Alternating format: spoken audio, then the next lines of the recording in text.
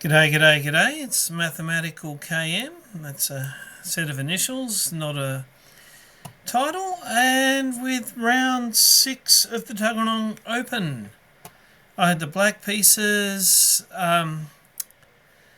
Intense. That was a serious game. For once, I agree with those little chess.com coaches.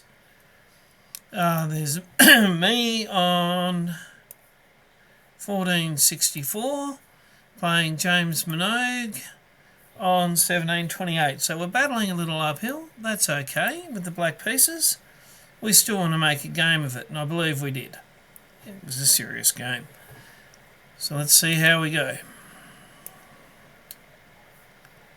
Let's put this here. And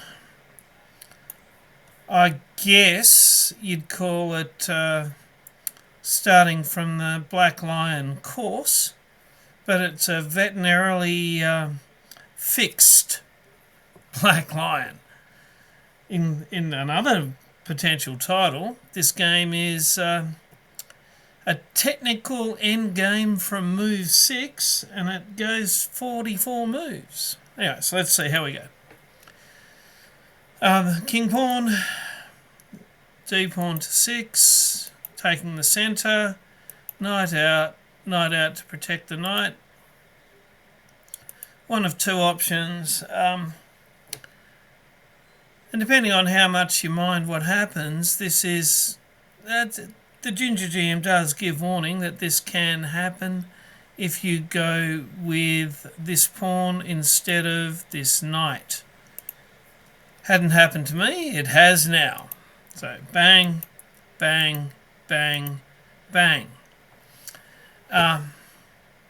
Okay, we're in an endgame. Technically, the queens are off very early in the piece. Now, I don't quite get the move order from here the way Ginger asks, but he does. This much I remember. Your king wants to be on c7. And you get out. This pawn is very good at keeping that knight at bay. That pawn's handy as well. And basically, it's just you're playing chess from here. You've got to develop your pieces, rooks to the middle, all the rest of it. So let's see how we go at that. Apparently it's a book move. So making an endgame and throwing a bishop out there. Book move. Book move. Even though it's not quite the order, I had a sneaky peek at the Chessable course afterwards, and that wasn't the suggested one. Nice. That knight was threatening that pawn. I've brought a bishop out to protect the pawn. He's castled with a threat on the bishop, which is protecting the pawn. How am I going to protect the bishop? And in such a way as if the bishop was taken to go down the exchange, I could continue to protect the pawn. The king. The king actually doesn't feel misplaced in this game. It does seem to be a nice spot for him. And should the rook go for a bishop, the king would be protecting the pawn. Hopefully not for too long. Anyway, so we move along. Of course, that's best. That f-pawn's a bit problematic here. And just wouldn't mind seeing bishop to g4 is best. Interesting. Would be along the lines of you get a free pawn, I will give you doubled pawns. And the curse of the doubled pawns, I tell you, with the rest of this game, hasn't happened to me yet, but you'll see the doubled pawns are a bit of a nightmare. So bishop g4 is best, bishop b, d7. That's again just developing. Knight b to d7 would be just developing and letting him have the pawn. And strangely, rook to e8. Which, once he took the pawn, would be threatening the rook. I find that interesting. However, having that quick talk about what the suggested moves all are, I have, bearing in mind the suggested move would have given white the doubled pawns and an actual, they'd be up a pawn but they'd have doubled pawns. And this is called a mistake. And for the reason of exactly what does happen, bang, bang, I've now got doubled pawns. They are in the centre, which is something. And I have to tend them like the valuable little garden they are for most of this game. He backs his bishop up, potentially maybe looking to bring his knight in to threaten this poor pawn, which is why I've brought this one to stop that knight coming in. And I've thought that if he does want to take that knight, that's only going to make my pawns better. So computer calls it inaccuracy. I kind of disagree on that one. He's bringing his knight around to the side my king's on. And I've come forward. It's called excellent, and it is all about that square there. Want to stop that knight coming around. And it also pulls that square off of that knight. So it's sort of corralling the Brumbies. For any Americans out there, Brumbies are wild horses. Excellent, yes. I was thinking about getting some pressure on that pawn. It's really not much point now that it's protected like that. I am connecting my knights and my rooks. Okay. He does have a dark bishop, and I'm starting to get my pawns on light squares, which, theoretically is good if I can get rid of all of the rooks and the knights. He'd have the wrong bishop. And for now, that one, being on the dark square, is not bad. It stops his bishop coming in. A6, which is like, with that getting on the other colour complex, apparently is best.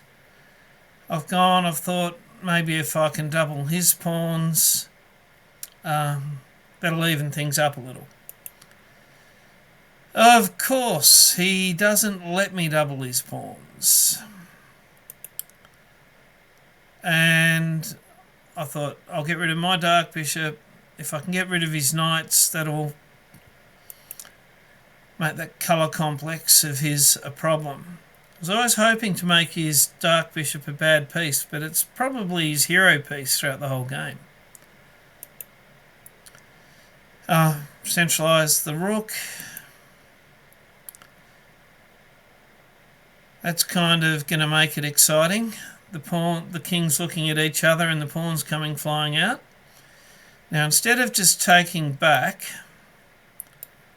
and then losing, that kind of didn't look good to me. If he takes me, I'll take back, and that will let my rook out. He's not going to let that happen. So he comes forward with his king, threatening that pawn and giving the chance to... that bishop is strong. If he wants to swap it for that knight, that'd be just fine. He instead takes his bishop back, threatening my doubled pawns. Had a bit of a think here, and I am wondering, suggesting c5, that is interesting, and a5, and b times c4. b times c4 would be... he couldn't take that back, but he could take this one with check. So effectively swapping that pawn for that pawn. And I can actually, undoubling an isolated pawn, but it wouldn't be an isolated double. Yeah, I can see that. Strangely enough, I was thinking about protecting this guy, and my thoughts were all this one or this one. Which one is better? In the end, come back this way. He's brought his knight in. The knight can't come in here or here, can come here. Now it can't. b4 was best, advancing that b pawn. Okay. He takes... Now, I thought this wasn't... Oh, c times just straight up taking back was best, but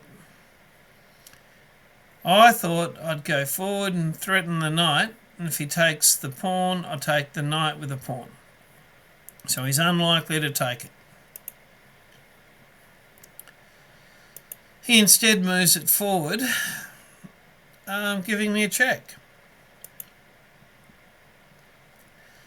And it's interesting that king b7, just to stand in front of his pawn and using his pawn as a shield, was the better move. But I took the pawn, getting my king forward there.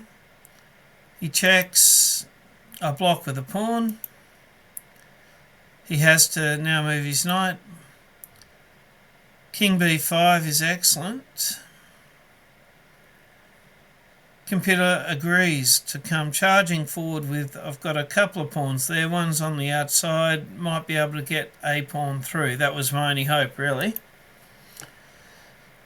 Rook d6.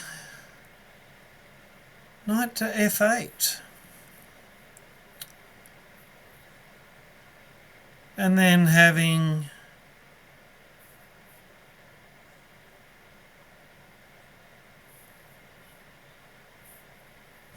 If I'd gone knight f8, couldn't he have just taken... Oh no, it was protected by this rook.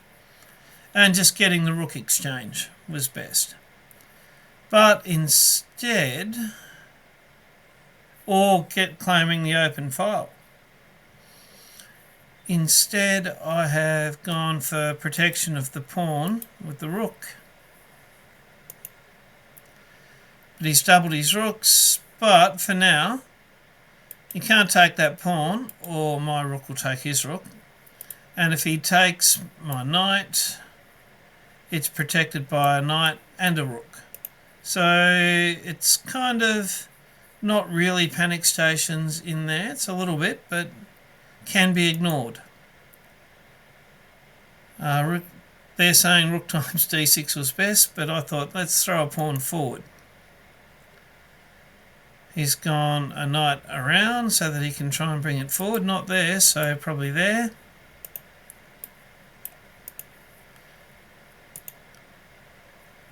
And let's go with a3. If he takes it, I take with the rook, and I've got a rook right up there, ready to throw in a check there, with the other rook able to come across. Check. I was a bit worried about a mating net happening to me there, in the middle. This is kind of funny. Not in a good way. The knight stops those, and the bishop would get that, and the rook gets there. But to get the coverage from the knight's got to move, and therefore isn't covering it anymore. It is starting to feel a bit of a battle here, though. Let's get rid of a pair of rooks. That was best. Take that pawn while we can. Interesting that he's moved a pawn and it's not a checking move, allowing me to get a rook behind. This has been a little bit higher than +3, and should I manage to get that pawn through, well, who knows. He takes a pawn that's been there for a while. Let's get another piece up there. He takes another pawn that's been there for a while. Let's protect that knight with this knight. They still protect each other.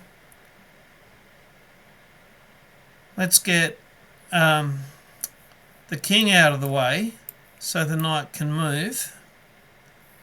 Kind of half the plan, it doesn't actually come into effect, was If I can swap knights and the rook's protecting the pawn for the pawn to go forward. That kind of thing could happen. But not against James. They caught an accuracy, but it really was very difficult to budge that knight out of the way to get my pawn forward. Okay.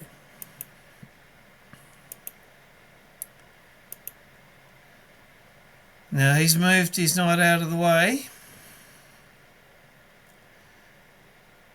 And at this point, was the best move. But